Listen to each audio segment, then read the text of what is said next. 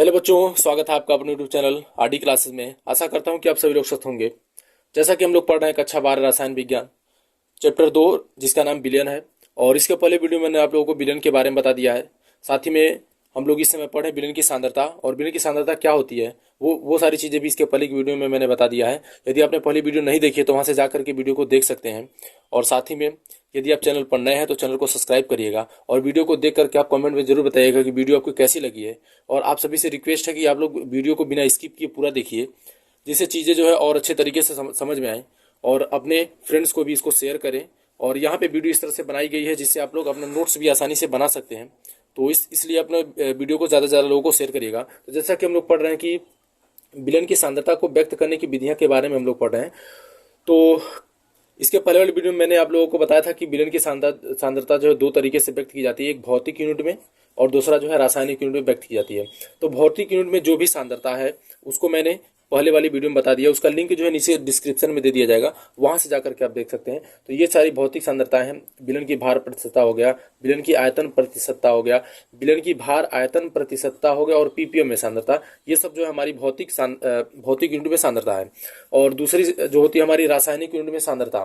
तो जो रासायनिक यूनिट में सांद्रता होती है वो ये हमारा है विलयन की जो है ग्राम प्रति लीटर में सांद्रता, विलयन की नार्मलता, विलयन की मोलरता, विलयन की मोललता, विलयन की ये जो चीज है दो बार हो गया है, ये विलयन की नार्मलता दो बार हो गया, ठीक है। उस तरह विलयन का मोल प्रभाव, ये जो है कुल 5 हैं आपके। और आज की इस वीडियो में हम लोग इनके बारे में पढ़ेंगे, बारी बारी से सारी चीजों को हम लोग पढ़ते चलेंगे, ठीक है। तो चलिए हम लोग स्टार्ट करते हैं।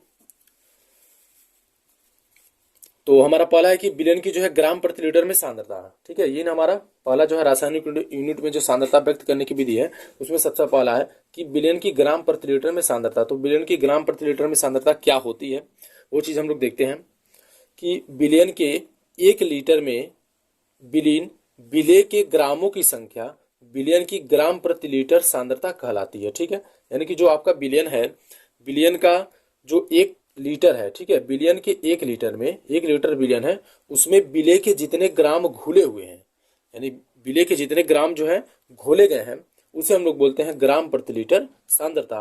और विलयन की जो सांद्रता होती है ग्राम प्रति लीटर में, वो इसके बराबर होता है विलेय का भार जो कि ग्राम में होना चाहिए और बटे में विलयन का आयतन जो कि लीटर में होना चाहिए, ठीक है। फिर इस तरह से हमारा दूसरा जो है आपका, और यहाँ से जो है देखिए इसका जो है आप लोग स्क्रीनशॉट ले सकते हैं और इसको आराम से वीडियो को रोक करके जो है आप इसका जो है नोट्स अच्छे से तैयार कर सकते हैं। और जितने भी लेसन है सारे लेसन का बारी बारी से वीडियो बनाकर दिया जाएगा और सारे लेसन को आप लोग इसी तरह से जो है नोट्स के रूप में भी लिख सकते हैं, ठीक है। तो इस तरह से हमारा दूसरा जो दिया गया है, दूसरा हमारा रासायनिक यूनिट में सांद्रता है कि विलयन की नार्मलता, ठीक है। विलयन की नार्मलता क्या है?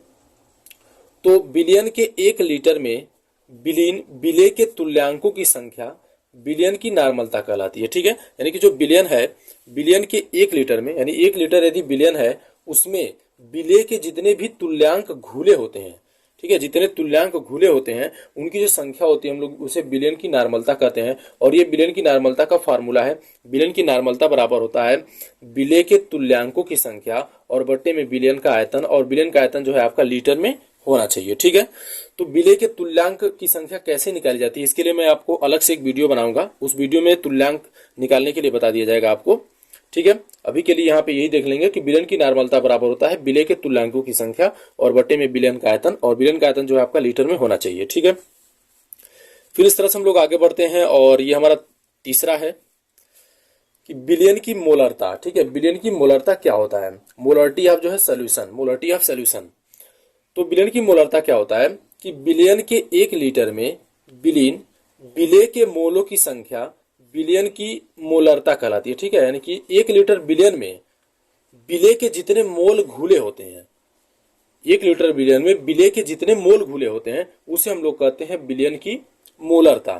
और विलयन की मोलरता बराबर होता है, विलयन की मोलरता बराबर होता है विलेय के मोलों की संख्या और बटे में विलयन का आयतन जो कि आपका लीटर में होना चाहिए, ठीक है। और विलेय के मोलों की संख्या हम लोग कैसे निकालते हैं? तो विलेय के मोलों की संख्या बराबर होता है विलेय का भार जो कि ग्राम में होना चाहिए और बटे में विलेय का अणु भार। ये जो होता है इसकी सहायता से हम लोग विलेय के मोलों की संख्या निकाल देते हैं तो ये जो विलेय के मोलों की संख्या है जिसका मान है विलेय का भार और बटे में विलेय का अणुभार, इसको हम लोग यहाँ पे विलेय के मोलों की संख्या की जगह पे जब रख देते हैं तो इस तरह से मोलरता का जो है एक हमारा दूसरा नया फार्मूला बन के आता है कि विलयन की मोलरता बराबर हो जाता है विलेय का भार ग्राम में बटे में विलेय का अणुभार और गुणे में विलयन का आयतन। ठीक है, और साथ ही में जो विलयन की मोलरता होती है उसकी जो यूनिट है यानी उसका जो मात्रक है वो आपका होता है मोल प्रति लीटर होता है। ठीक है, मोल प्रति लीटर मोलरता की यूनिट है। फिर इस तरह से हमारा अगला है, आगे बढ़ते हैं हम लोग चौथे नंबर पे। तो चौथा जो है आपका ये आपका विलयन की मोललता। ठीक है, ध्यान देंगे कि वो जो था हमारा विलयन की मोलरता था और ये है विलयन की मोललता। ये हमारा जो है चौथी रासायनिक सांद्रता ज्ञात करने की विधि है। तो विलयन की मोललता क्या होता है कि 1 ग्राम यानी 1 केजी विलायक में विलीन विलेय के मोलों की संख्या विलयन की मोललता कहलाती है। यानी कि यहाँ पे जो चीज होगी वो एक, यहाँ उसमें लीटर में यूज करते थे हम लोग, जैसे मोलरता में हम लोग यहाँ पे 1 लीटर यूज करते थे, वैसे यहाँ पे जो विलायक होगा वो किलोग्राम में मापा जाएगा। ठीक है, 1 किलोग्राम यानी केजी विलायक में विलीन विलेय के मोलों की संख्या को हम लोग विलयन की मोललता कहेंगे। ठीक है, तो विलयन की मोललता बराबर होता है विलेय के मोलों की संख्या और बटे विलायक का भार, और विलायक का जो भार है वो आपका होना चाहिए किलोग्राम में। और थोड़ा सा इसको आगे बढ़ाएं तो विलयन की मोललता बराबर होता है, तो जैसा कि पीछे मैंने बताया कि विलेय के मोलों की संख्या के लिए हम लोग यूज कर देते हैं विलेय का भार और बटे में विलेय का अणुभार। तो इसको जब रखेंगे तो इस तरह से मोललता का एक नया फार्मूला आपका बन के आ जाएगा कि विलेय का भार और बटे विलेय का अणुभार गुणे विलायक का भार, और विलायक का जो भार है वो हमारा होना चाहिए किग्राम है। ठीक है, ये जो होना चाहिए किग्राम है। और इसका जो आपका मोललता है, मोललता की जो यूनिट होगी, मोललता की यूनिट हो जाएगी मोल प्रति किग्रा। ठीक है, मोल प्रति किलोग्राम, मोल प्रति किग्रा आपका मोललता की यूनिट है। फिर इस तरह से आगे बढ़ते हैं और दूसरी चीज यदि आपकी मोललता के लिए जो है, अगर ये हमारा ग्राम में दिया है, जैसे विलायक का भार यदि ग्राम में यूज करते हैं तो यदि आप विलायक का भार ग्राम में यूज करते हैं तो इसमें जो है 1000 से ऐसे गुणा कर देंगे। यदि ये ग्राम यानी कि किग्रा के जगह पे हम लोग ग्राम लिखते हैं तो विलेय के मोलों की संख्या बटे विलायक का भार अगर ये ग्राम में है तो यहाँ पे हमको 1000 से गुणा कर देंगे, तो तब भी ये जो है आपका सही रहेगा। ठीक है, फिर ऐसे ही हम लोग आगे बढ़ते हैं और क्वेश्चन नंबर अगला जो है हमारा 5वां है, रासायनिक यूनिट में सांद्रता ज्ञात करने की 5वां विधि है। और ये क्या हमारा, जिसे हम लोग मोल प्रभाज कहते हैं। ठीक है, मोल फ्रैक्शन, और इसे हम लोग मोल अंश भी बोलते हैं। ठीक है, इसे मोल अंश भी कहा जाता है। अब यहाँ पे हम लोग बात करेंगे कि मोल अंश क्या होता है, मोल अंश के बारे में देखेंगे। तो मोल अंश क्या होता है, तो मोल अंश जैसे जो विलयन होता है, जैसे कि मैंने पीछे बताया कि विलयन में 2 चीजें होती हैं, 2 घटक होते हैं। एक विलेय होता है जिसकी मात्रा कम होती है उसे विलेय कहते हैं, और जिसकी मात्रा अधिक होती है उसे हम लोग विलायक कहते हैं। ठीक है, तो ये जो मोल अंश है इन दोनों का निकाला जाता है, विलेय का भी मोल अंश निकाल सकते हैं और विलायक का भी मोल अंश निकाल सकते हैं। अब कैसे, यहाँ पे देखते हैं हम लोग। तो ये आपका विलयन के किसी घटक के मोलों की संख्या। ठीक है, किसी घटक माने चाहे विलेय या विलायक, इसके 2 घटक हो गए, एक विलेय और एक विलायक हो गया। तो किसी एक घटक के मोलों की संख्या या विलेय के चाहे विलायक के, तथा विलयन के कुल मोलों की संख्या। ठीक है, कुल माने हो गया दोनों को जोड़ने पे, विलेय के मोलों की संख्या और विलायक के मोलों की संख्या को जब जोड़ेंगे तो विलयन के कुल मोलों की संख्या निकल जाएगी। और एक घटक माने होगा किसी एक का, चाहे विलेय का ले लें चाहे विलायक का ले लें, के अनुपात को विलयन के उस घटक का मोल प्रभाज कहते हैं। ठीक है, उस घटक का, अगर हम विलेय का मोल प्रभाज निकालते हैं तो हम लिखेंगे, ऊपर देखिए इस तरह से, अगर विलेय का मोल प्रभाज आपको बताना है, जैसे एक घटक हो गया विलेय, तो विलेय का मोल प्रभाज बताना है तो इसके लिए हमारा ये फार्मूला हो जाएगा कि विलेय के मोलों की संख्या और बटे में विलेय के मोलों की संख्या और प्लस विलायक के मोलों की संख्या। ठीक है, तो एक्स ए बराबर होता है, अगर विलेय के मोलों की संख्या को स्मॉल एन से दिखाया जाए तो स्मॉल एन बटे स्मॉल एन प्लस, और विलायक के मोलों की संख्या को कैपिटल एन से तो कैपिटल एन।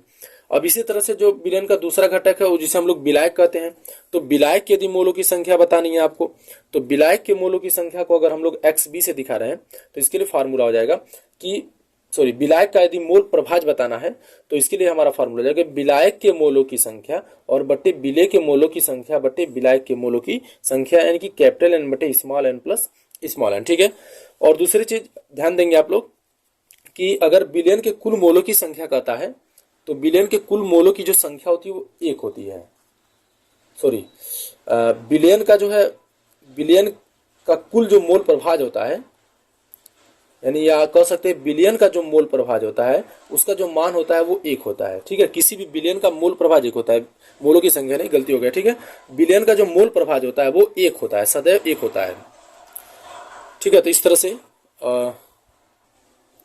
ठीक है, तो आज की वीडियो हम लोग बस यहीं तक रहने देंगे और बाकी चीज़ें अगली वीडियो में। और यदि आपको वीडियो पसंद आई हो तो वीडियो को ज़्यादा से ज़्यादा लाइक और शेयर करिएगा, और साथ ही में चैनल पर नए हैं तो चैनल को सब्सक्राइब कर लीजिएगा और बेल आइकन दबाना ना भूलिएगा, जिससे हमारी नई वीडियो आप तक आसानी से पहुंच सके। और वीडियो आपको जिस